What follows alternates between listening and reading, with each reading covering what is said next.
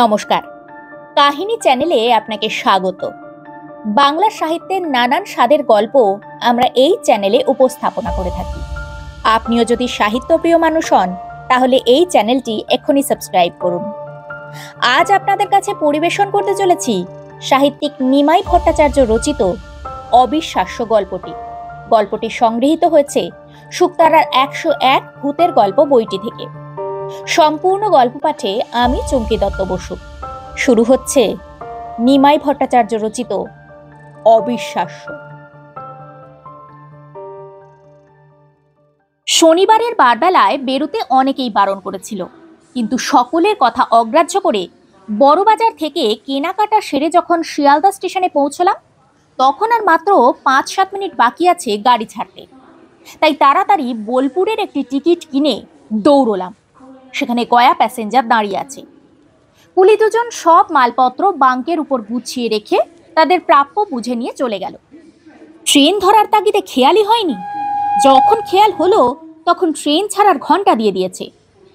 একটা বড় বগিতে একমাত্র যাত্রী বলতে আমি। মনটা খারাপ হয়ে গেল যখন মনে হলো চুরি রাহাজানি ও ছিনতাইয়ের জন্য এই গাড়িটার যথেষ্ট নাম ডাকাচ্ছে। একটা মাত্র আলো শিবরাত্রির সলতের মতন জ্বলছে। সারা বগিটার মধ্যে যেন একটা আলো আধারির খেলা চলছে। নিজেকে কিরকম যেন অসহায় মনে হতে লাগলো। দুর্গা নাম স্মরণ করে সাহসে ভর দিয়ে দরজার ছিটকিনিগুলো লাগিয়ে দিয়ে এবং মালপত্রগুলো গোছ গাছ করে বসে পড়লাম। গাড়ি চলতে শুরু করেছে। চিন্তা করছিলাম ছেলে মেয়ে ও স্ত্রীর কথা। এখন তারা কি করছে? আর এইসব ঝামেলা আমার মাথার উপর চাপিয়ে দেওয়ার জন্য মনে মনে স্ত্রীকে খুব গালিগালাজ করছিলাম। আমি যেখানটায় বসেছিলাম সেখান থেকে ওপাশের বাথরুমটা পরিষ্কারই দেখা যায়। এক মনে চিন্তা করছি। ঠিক সেই সময় বোলপুরের কিঙ্করবাবু বাথরুম থেকে হাসতে হাসতে আমারই সামনে বসে পড়লেন। কিঙ্করবাবুকে দেখা মাত্র কেমন যেন হতবাক হয়ে গিয়েছিলাম। দরজা তো ভেতর থেকে বন্ধ, তবে এই চলতি গাড়িতে এলেন কেমন করে? এইসব যখন চিন্তা করছি কিঙ্করবাবুই তার সমাধান করে দিলেন। বললেন, ভাইয়ার কি শ্বশুরালয়ে যাওয়া হচ্ছে? আগে হ্যাঁ, কিন্তু আপনি? আর জিজ্ঞাসা করতে হলো না, উনিই বললেন, জানি ভাইয়া তোমার মনের মধ্যে এই প্রশ্নটাই তোলপাড় করে তুলেছে। আরে ভাইয়া, তুমি আসবার একটু আগেই বাথরুমে গিয়েছিলাম। কদিন ধরে পেটটা বড় গোলমাল শুরু করেছে। তো তোমাকে দেখতে পাবো আমিও আশা করিনি। যাক, ভালোই হয়েছে ভাইয়া তোমাকে পেয়ে। বেশ গল্প করতে করতে যাওয়া যাবে, কি বলো? যুক্তিটা মনে মনে মেনে নিলাম আর জিজ্ঞাসা করলাম, তা আপনি হঠাৎ এ সময়ে এখানে? আপনি তো কোথাও বড় একটা বার হন না শুনেছি। আর বলো কেন ভাইয়া, আত্মীয় স্বজনে ভর্তি বাড়ি, যেন গম গম করছে। তা সত্ত্বেও বড় বৌমার জন্য মনটা খারাপ হওয়ায় বাধ্য হয়েই সবাইকে রেখে বেলা 2টোর সময় বাড়ি থেকে বেরিয়ে পড়ি বৌমার বাড়ির উদ্দেশ্যে। শিবপুরে এসে যখন পৌঁছলাম তখন সন্ধ্যা হব হব। এসেই শুনি বৌমার একটি পুত্র সন্তান হয়েছে ঠিক বেলা 2টোর সময়। আর তাই দেরি না করে এই রাত্রের ট্রেনে যাওয়াই স্থির করে সেই শুভ সংবাদ বয়ে নিয়ে চলেছি। তুমি তো জানো বড় ভাগ্নের বিয়ে আমি নিজে দেখে দিয়েছি। বড় বৌমা আমার ঘরের লক্ষ্মী, আমি কি না এসে থাকতে পারি? এতগুলো কথা একসঙ্গে বলে একটা বিড়ি ধরিয়ে চুপচাপ টানতে লাগলেন। আজ যেন কিঙ্করবাবুকে কেমন কেমন মনে হতে লাগলো। দেখে মনে হয় ওর যথা সর্বস্ব কেউ চুরি করে নিয়ে গেছে। চুলগুলো কেমন এলোমেলো, চোখ দুটো যেন কোটরের মধ্যে ঢুকে আগুনের ভাটার মতো জ্বলছে। গলার স্বরটাও যেন ক্ষীণ শোনাচ্ছে। মনে হচ্ছে বহু দূর থেকে কে যেন কথা বলছে। সে চেহারায়ও যেন সেই সুন্দরতা আর নেই। মনে হয় সারা শরীরকে ঝলসে দিয়েছে। কাপড়টা ছেঁড়া, এক পা ধুলো ভর্তি। আজকের কিঙ্করবাবু আর সেই দিনের কিঙ্করবাবু আকাশ পাতাল তফাৎ। অথচ বোলপুরে একে চেনে না এমন লোক বোধহয় খুব কমই আছে। বিরাট অবস্থা। নিজের ছেলে মেয়ে বলতে কেউ নেই। ওই ভাগ্নে দুজনকে নিজের কাছে রেখে মানুষ করেছেন, তাদের বিয়ে থা দিয়েছেন। এখন তারাই এনার সব। তারাই এনার ব্যবসাপত্র, জমি জমা সব দেখাশোনা করে।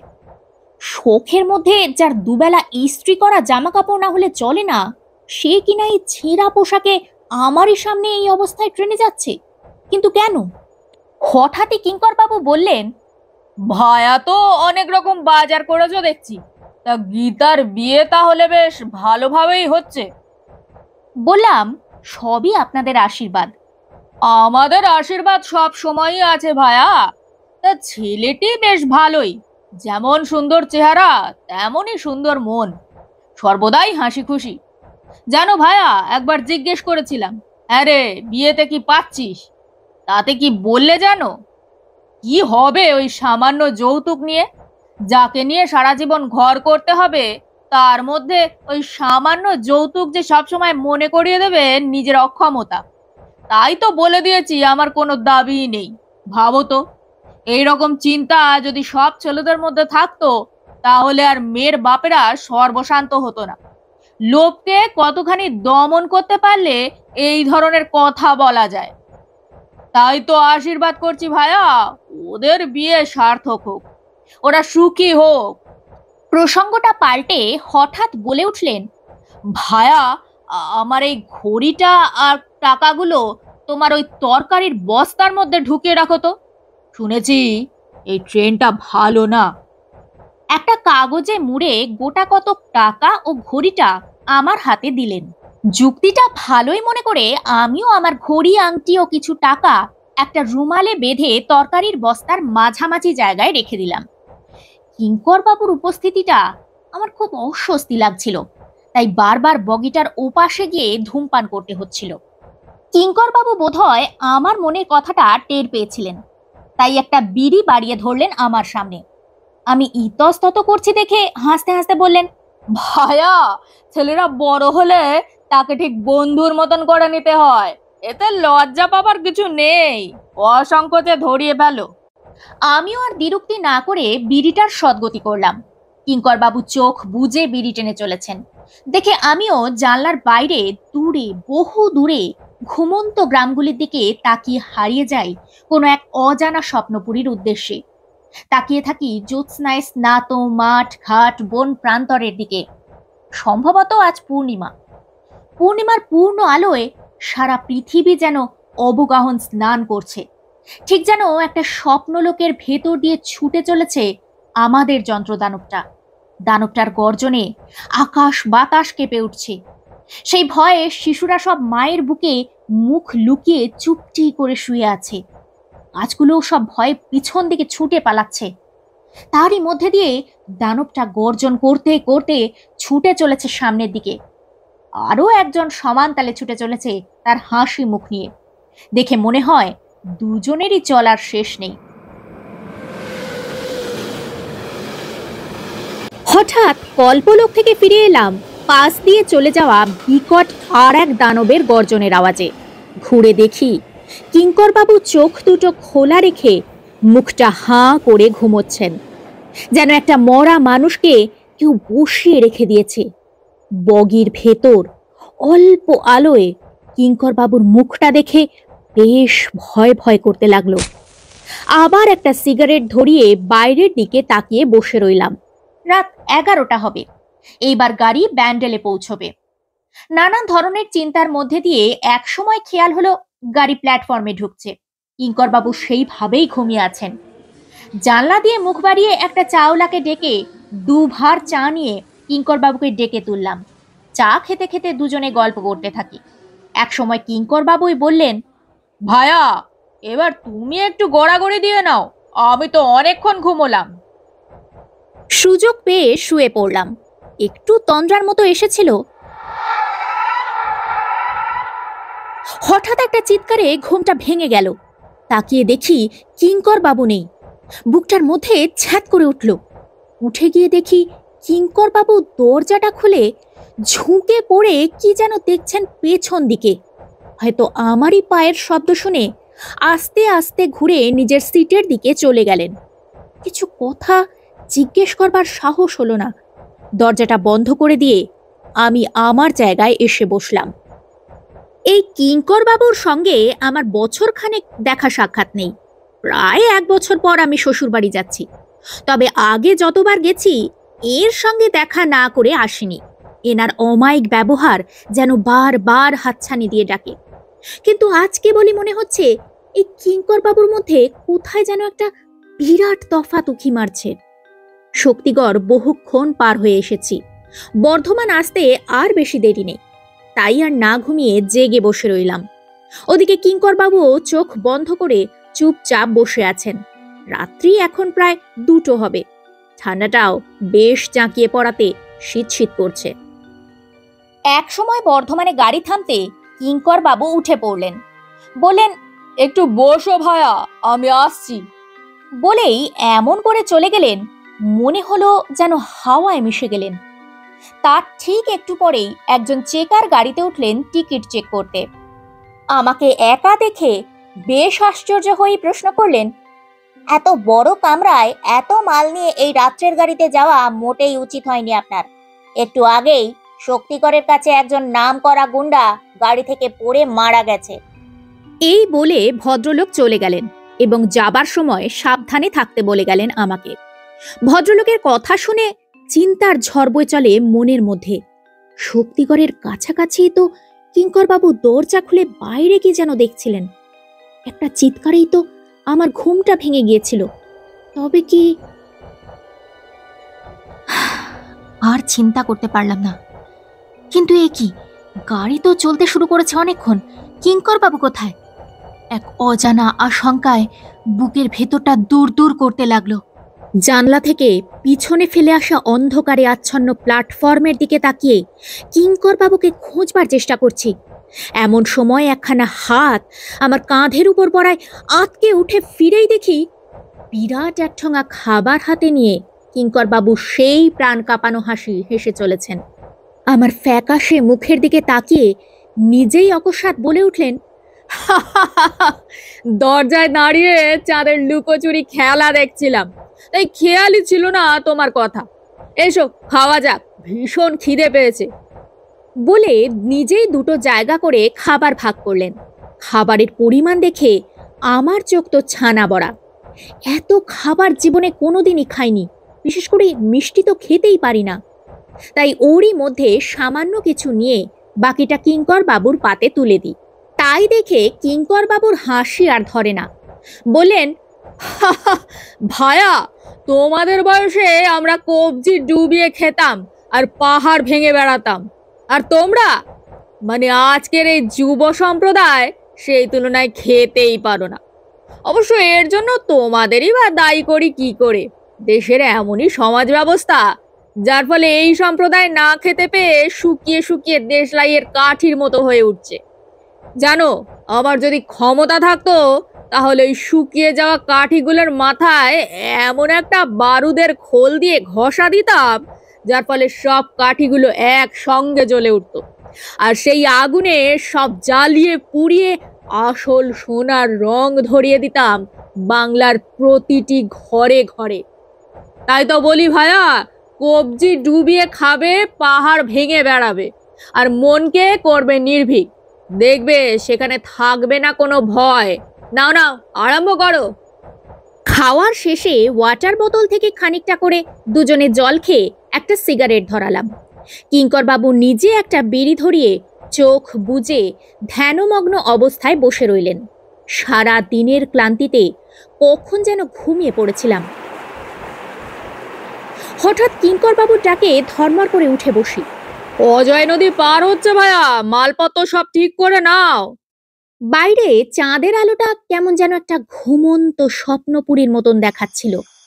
আস্তে আস্তে প্ল্যাটফর্মে গাড়িটা দাঁড়াতে কিঙ্করবাবু আর আমি মালপত্তর সব ধরাধরি করে প্ল্যাটফর্মের একটা গাছতলায় জড়ো করে রাখলাম। ঠান্ডাটাও বেশ পড়েছে। হিমশীতল জ্যোৎস্না আলোকিত প্ল্যাটফর্মে আমরাই মাত্র 2জন যাত্রী। একজন স্বপ্নালোকের মধ্যে আকুলি বিকুলি হয়ে কি যেন দেখার চেষ্টা করছে। তার ওই চাহনির মধ্যে কাকে যেন খুঁজে বেড়াচ্ছে। ভায়া কি এই রাত্রেই বাড়ি যাবে, না বাকি রাতটুকু এইখানে কাটিয়ে ভোরবেলায় যাবে? তাই তো ভাবছি, আর মাত্র ঘন্টা 2 রাত আছে। এত মালপত্র নিয়ে যাওয়া কি ঠিক হবে? তাহলে এক কাজ করো, এসো ভায়া, বাকি রাতটুকু দুজনে গল্প করে কাটিয়ে দিই। অগত্যা দুজনে গাছতলার বাঁধানো জায়গায় বসে পড়লাম। চারিদিকে নিস্তব্ধ। দূরের লাইটগুলো যেন এক একটা প্রদীপের মতন টিম টিম করে জ্বলছে। চাঁদের আলোটা অনেকটা ফিকে হয়ে এসেছে। লাইনের ওপাশে দুটো কুকুরের মারামারির চিৎকার ভেসে আসছে দূর থেকে। একসময় কিঙ্কর বাবু উঠে চলে গেলেন বুকিং অফিসের দিকে। একা একা বসে আছি আর ভাবছি, আজ থেকে 15 বছর আগে ঠিক এমনই একটা রাত। সেদিনও সম্ভবত আকাশে এই জ্যোৎস্নাই মুখরিত করে দিয়েছিল। তবে সেদিন সঙ্গে ছিল আমার স্ত্রী। পরিচয় করিয়ে দিয়েছিল রবীন্দ্রনাথের তীর্থভূমির সঙ্গে, লালমাটির এই দেশ, আম্রকুঞ্জের ছায়ায় স্থাপিত শান্তিনিকেতনের সঙ্গে। আজ তার কত পরিবর্তন! হঠাৎ চমক ভাঙল একটা মালগাড়ির আওয়াজে। তারই পিছনের লাল আলোটা ধীরে ধীরে দূর থেকে দূরে মিলিয়ে যেতে লাগলো কোনো এক নাম না জানা দেশের উদ্দেশ্যে। ফিরে দেখি একজন পাহারাদার ধীরে ধীরে এগিয়ে আসছে আমার দিকে। বাবু সাহেব কি কলকাতা সে আসলেন? কোথা যাবেন? যাব সুরিপাড়ায়। শ্বশুর মশাইয়ের নাম বলাতে বুঝলাম শ্বশুর মশাইকে চেনে। अरे उनके तो आमी बहुत चिने। परसों रोज उनका छोटी लड़की शादी आछे। हमार भी निमंत्रण आछे। ता आपनी बुझी ओसब बाजार करिए आनलेन? अच्छा बाबूजी, आमी चली। परसों रोज फिर देखा होबे। চলে গেল একটা দেশওয়ালি সুর ভাঁজতে ভাঁজতে। কিঙ্কর বাবু দু ভাঁড় চা নিয়ে হাজির। ভোর 3টে-4টের সময় কোথা থেকে চা পেলেন চিন্তা করছি। এমন সময় উনি হাসতে হাসতে বললেন, একজনকে ডেকে তুলে চা করিয়ে নিয়ে আসতে হলো। চা খেতে খেতে গল্প করছি।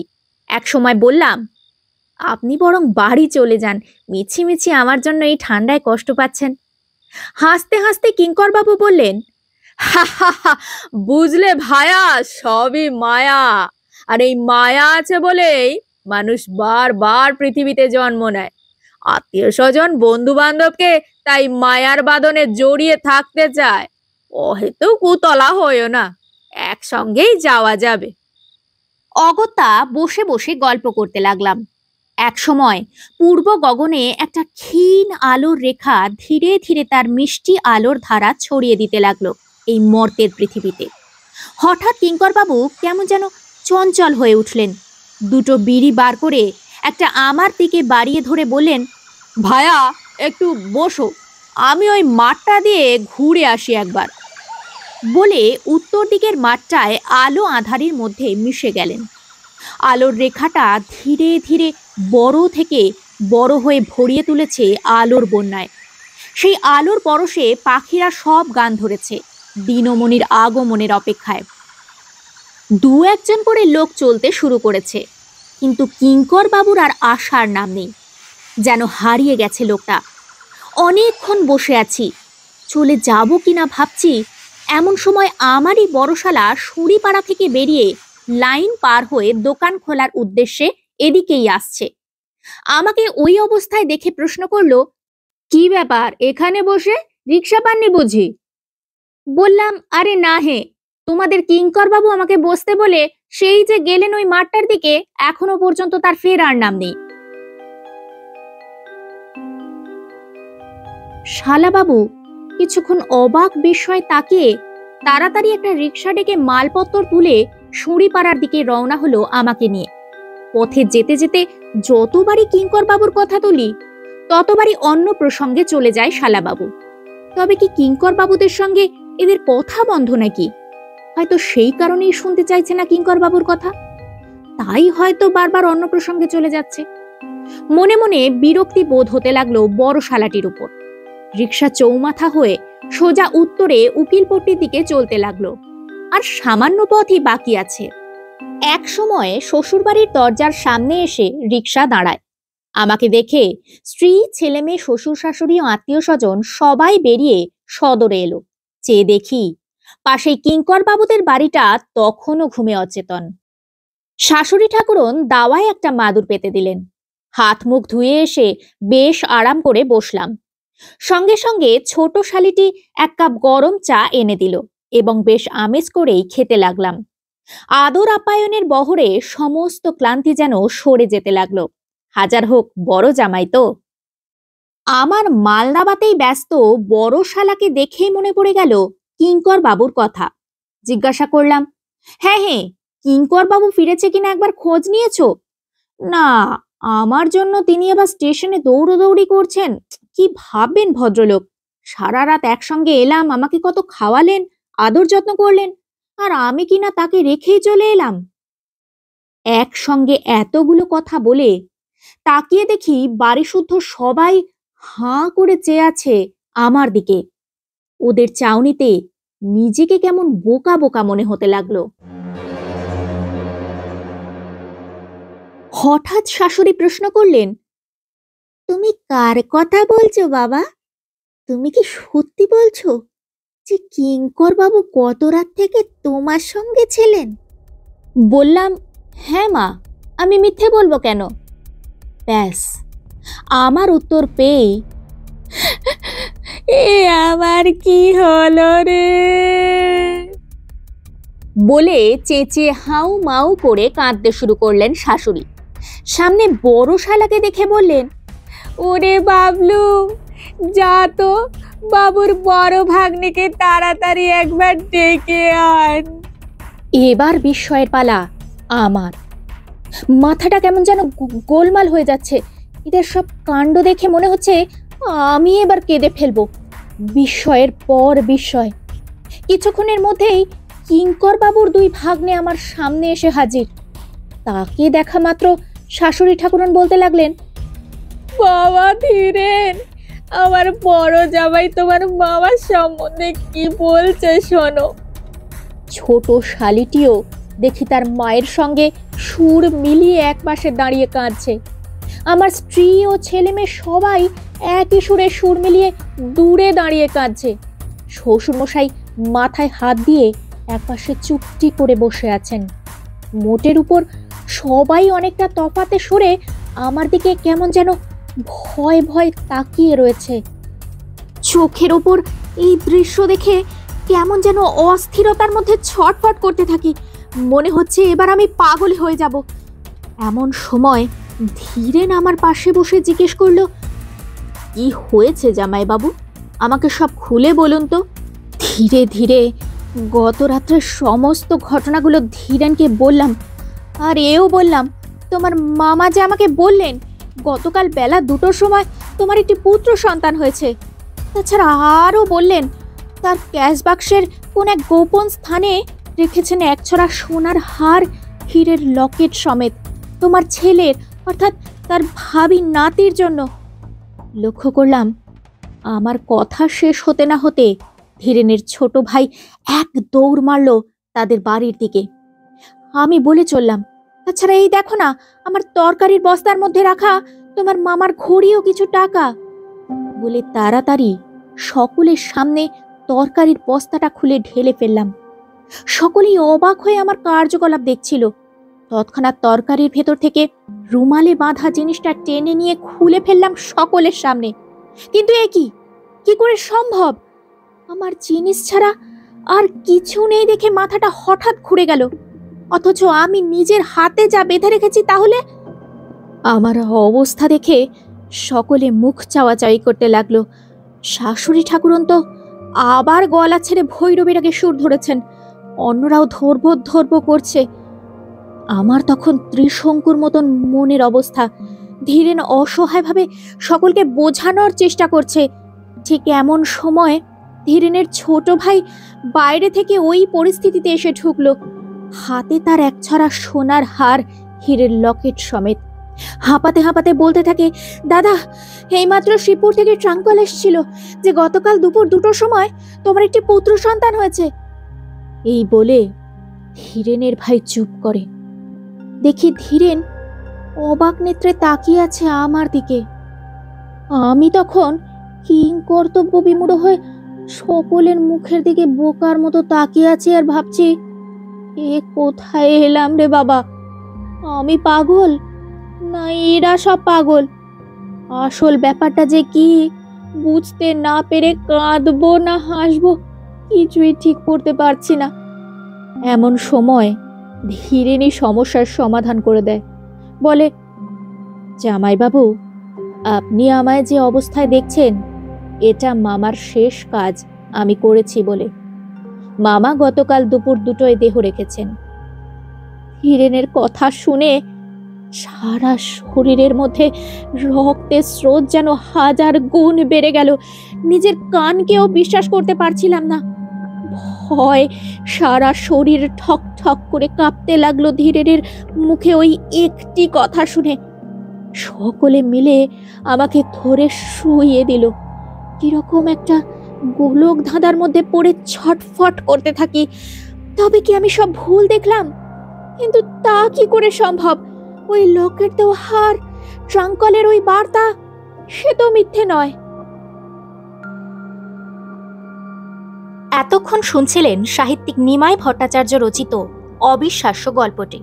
গল্পটি আপনাদের ভালো লাগলে এবং এই ধরনের আরও নতুন নতুন গল্প শুনতে কাহিনী চ্যানেলটি সাবস্ক্রাইব করতে ভুলবেন না। আর লাইক, শেয়ার ও কমেন্ট অবশ্যই করবেন। ধন্যবাদ।